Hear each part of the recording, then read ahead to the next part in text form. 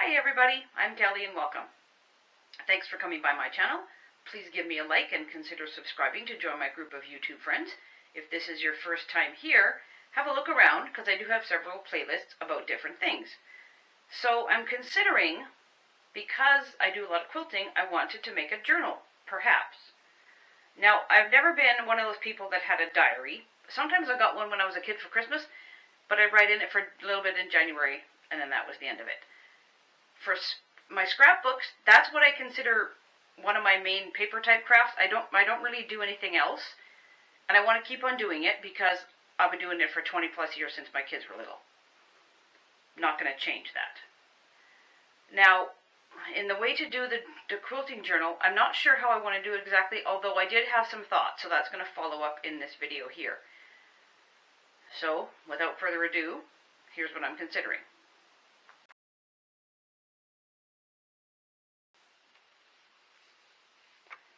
I'm thinking, for the quilt journal, if I do it, I might use this cardstock as a base. I have one piece of white and all these pastel colors left.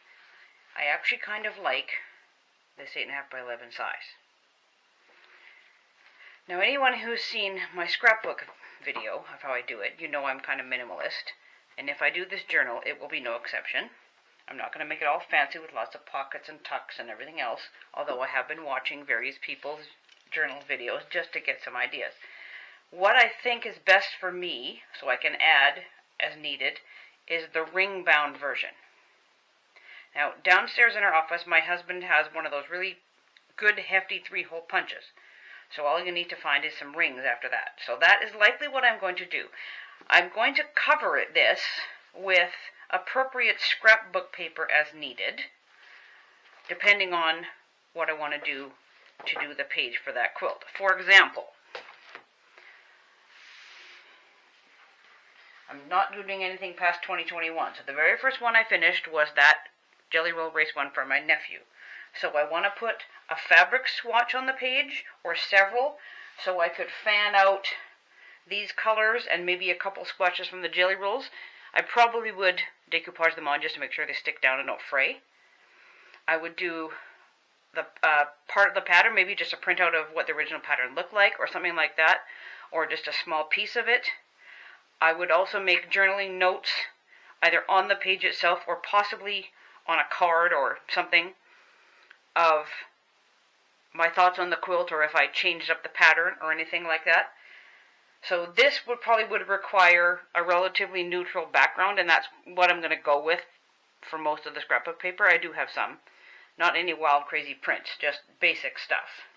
But then again, let me just get the other fabric out here for the quilt I'm working on. It's hard to see this because it's so light. But the fabric varies quite a bit across it because of the striated way it was done. Now, I'd probably have to take a long strip, maybe, to put it on the page, just to get a good variation of what the fabric looks like. And for this one, I would want a darker scrapbook paper background, but again, not anything wild, just something darker so that this shows up if I'm going to put a fabric swatch on it.